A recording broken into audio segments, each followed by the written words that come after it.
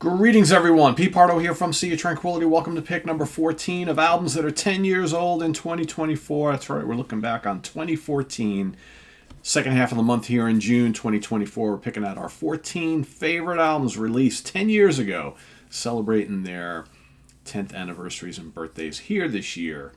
The great albums from 2014. Today, for pick number 14, this is the 10th studio album by this American band, released October 14th. 2014, recorded at Goats R Us Ranch and Studios in the Bay Area, California, as well as Studio D in Sausalito, California. Produced by the band themselves for Nuclear Blast Records. It's Blood In, Blood Out by Exodus, the thrash metal legends. Exodus, yes indeedy. Another one of those classic U.S. thrash bands from the 80s who just keep ripping out killer album after killer album here late in this career. And this is another excellent album from this band.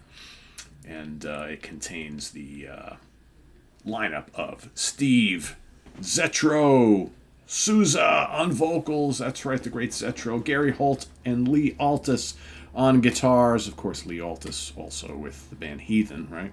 Another great Bay Area thrash band. Jack Gibson on bass and Tom Hunting on drums. And of course, Andy Sneap did some of the mixing and mastering on this album after it was produced by the band. Another cracking, just collection of thrash classics on this one. Got some guests on this too, I should mention, right? We got Dan the Automator. Plays a little intro on one of the tracks. Kirk Hammett does a little guitar solo on one song. Chuck Billy, additional vocals on a couple tracks. And Anthony Martin, additional vocals on a couple tracks. So on this album, which is just over an hour of, like I said, just raging, speedy thrash, as only X's can do. You got Black 13, kicks it off in fine fashion, raucous, raging track right there. Title track is awesome, Blood In, Blood Out, really good. One of the shorter pieces on the album, though. It just kind of comes in, kicks your ass, and gets right out real quick. Collateral Damage up next. Then you got Salt the Wound, which, like I said, does feature Kirk Hammett. Dueling solos with Mr. Holt. Gotta love that. Body Harvest. Another good track. Got some longer stuff on here. Like, you got some stuff like in this, quite a few tracks in the 6+ minute range. 6.5 minutes. That's a lot of room for some tasty soloing and lots of complex riffarama around this album. And of course, Steve just sounds filthy as always on the vocals. He's just got that very unique vocal style, which I think works well within the confines of this music. He does some cool stuff with Chuck Billy on BTK. Then you got Wrapped in the Arms of Rage.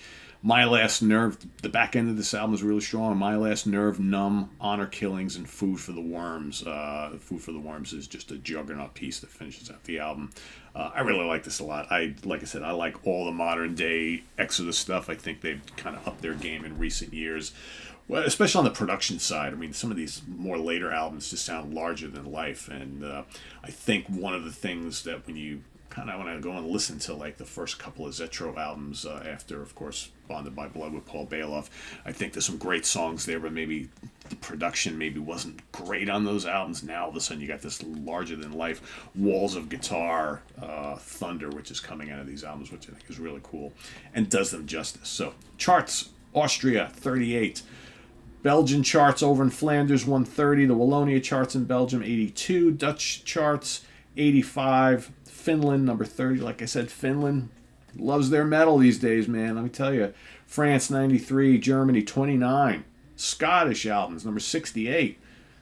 Stephen and Davey were listening and buying. Swiss charts number 30. UK album charts number 71. The Billboard 200 number 38. That's pretty high for an album like this in 2014, right? Granted, most of this is not really, they're not taking into account physical, right? But still, that's pretty good for a thrash band on Nuclear Blast Records to debut in the top 50 here in the States.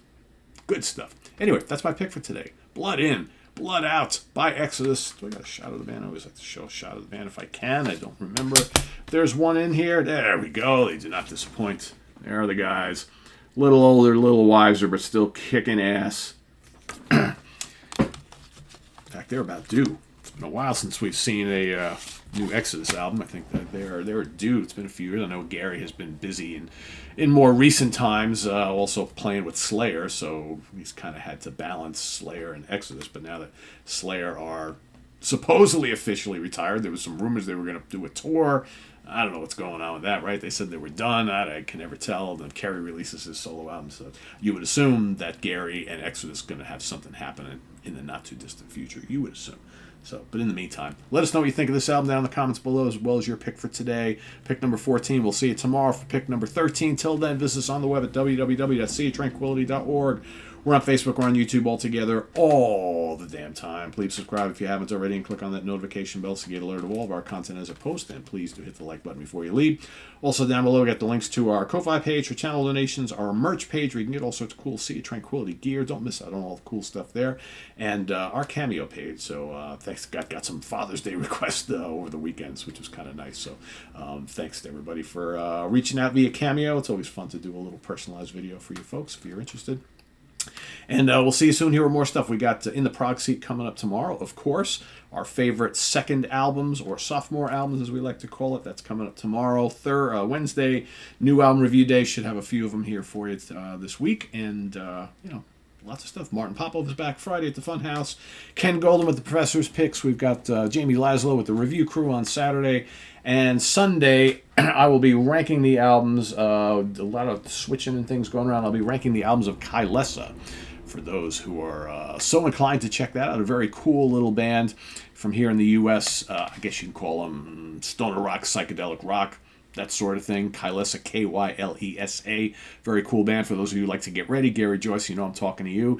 They've got, what is it, 6 albums? Something like that. 5, 6, 7 albums? I forget exactly. I'll be doing that solo. That's coming up this weekend. In the weeks ahead, I'm ranking the albums. So I believe it's a week from this Sunday. I will be getting together with Count Ralphus Ralph Tambora himself and Ryan Scow, both from the Hudson Valley Squares. We're going to rank the entire catalog of Sodom.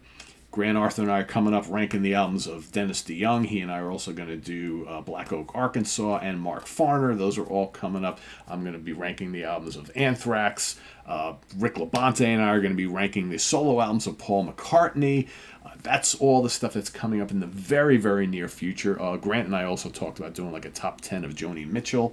So lots head east we talked about. So so there's lots of ranking shows. George LeMay and Eric Porter and I are going to be ranking the albums also in July of Simon Phillips' great fusion band Protocol. So all that stuff's coming up and more. Stay tuned. We'll see you then. I'm Pete Pardo. Thanks for watching. Bye-bye.